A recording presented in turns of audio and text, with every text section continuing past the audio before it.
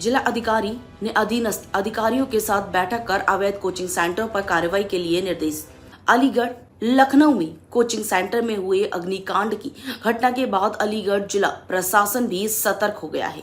छात्र छात्राओं की सुरक्षा को लेकर जिलाधिकारी ने अधीनस्थ अधिकारियों के साथ बैठक कर शहर में संचालित कोचिंग सेंटर की जांच के निर्देश दिए हैं। जिलाधिकारी ने अधिकारियों को निर्देशित किया है कि जनपद में संचालित सभी कोचिंग सेंटरों की जांच की जाए और यह सुनिश्चित किया जाए कि कोई भी संस्थान बिना अनुमति या सुरक्षा मानकों की अनदेखी कर संचालित न हो। बैठक में कहा गया कि कोचिंग संस्थानों में अग्नि सुरक्षा व्यवस्था, फायर विभाग की एनओसी, भवन की स्थिति, आपातकालीन निकास और अन्य जरूरी व्यवस्थाओं की गहन जांच कराई जाए।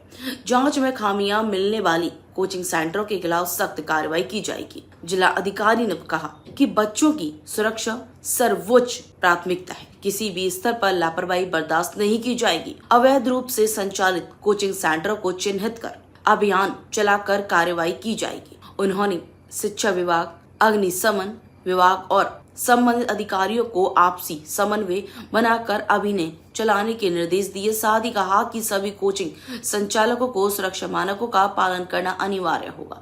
प्रशासन की इस कार्रवाई के बाद शहर में संचालित कोचिंग सेंटर संचालकों में हड़कंप मच गया है। वहीं अभिभावकों ने भी प्रशासन के कदम को छात्रों की सुरक्षा के लिए जरूरी बताया है।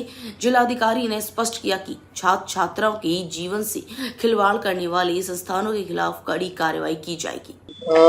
जिन संस्थानों के रजिस्ट्रेशन नहीं है उनके हम जांच कर रहे हैं और बच्चों की सुरक्षा व्यवस्था को लेकर जांच कर रहे हैं। एनबीसी का सर्टिफिकेट है कि नहीं है उनके पास, फायर का एनओसी है कि नहीं है, ये सारी चीजें चेक कर रहे हैं। इस समय जो प्रारंभ कोचिंग है इस पर आपने जांच की है, क्या रहा है? ये बहुत ही अंदर तक एक ही गेट है इसका और बच्चों के निकलने की कोई व्यवस्था नहीं है प्रॉपर। कोई हादसा होता तो जरूर बच्चे प्रभावित होंगे इसमें, इसलिए हमने इस पर कार्रवाई की। इन पर जो दस्तावेज आपने मांगे हैं मिले हैं क्या? कोई दस्तावेज नहीं है इनके पास। लखनऊ की दुखद घटना के दृष्टिगत आज मेरे द्वारा सचिव विकास प्राधिकरण के वीसी साहब, एडीएम सिटी, हमारे जो एसडीएम्स हैं, मजिस्ट्रेट जो सिटी एरियाज के हैं, नगर निगम के अपर नगर आयुक्त और सीएमओ और हमारे विद्युत सुरक्षा के इंजीनियर्स और विद्युत के एक्सियंस, इनके साथ एक संयुक्त बैठक करी गई कि किस प्रकार से हमको यहाँ पर सुरक्षा के मानकों का अनुपालन कराना है। उसके दृष्टिगत मेरे द्वारा एक समय सबके सुझाव प्राप्त करके ये निर्णय लिया गया है कि वीसी अलीगढ़ विकास प्राधिकरण के वीसी की अध्यक्षता में एक समिति गठित करेंगे। उसमें एडीएम सिटी और एडिशनल सीएमओ, फायर के हमारे सीएफओ और संबंधित मजिस्ट्रेट जो भी थाना क्षेत्र पड़ेगा और विद्युत सुरक्षा और अपर नगर आयुक्त और डीआईओएस, इस तरीके के जो तमाम अधिकारी। होता क्या है कि लाइसेंसिंग अथॉरिटी जो होती है, ये तथ्य कुछ प्रकाश में ऐसे आए कि लाइसेंसिंग अथॉरिटी एक जगह से लाइसेंस लिया है लेकिन दूसरी जगह का एनओसी प्राप्त नहीं है।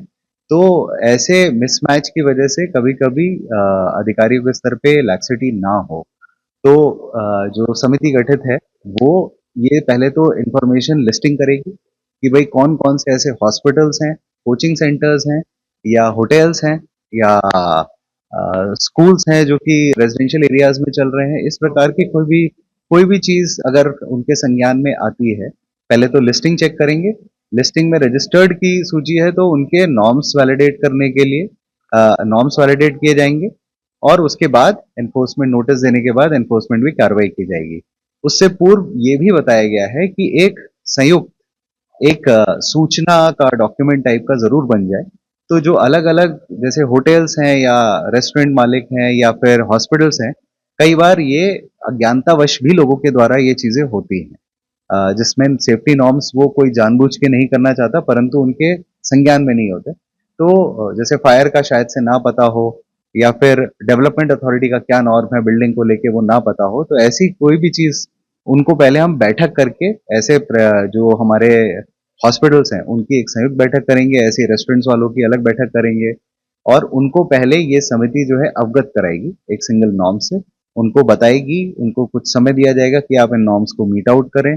उसके बाद फिर उनका एक एनफोर्समेंट की प्रवर्तन की एक अलग अलग क्षेत्र वाइज एसडीएम्स की अध्यक्षता में टीम्स बनाई जाएंगी, जिसके द्वारा आफ्टर नोटिस जो भी प्रवर्तन की कार्रवाई है उसको हम लोग करेंगे। एग्जैक्टली इसीलिए मैं कह रहा हूँ आपसे कि जो समिति गठित करी है, हम लोग यही प्रयास कर रहे हैं कि इन सबका चिन्हांकन करें।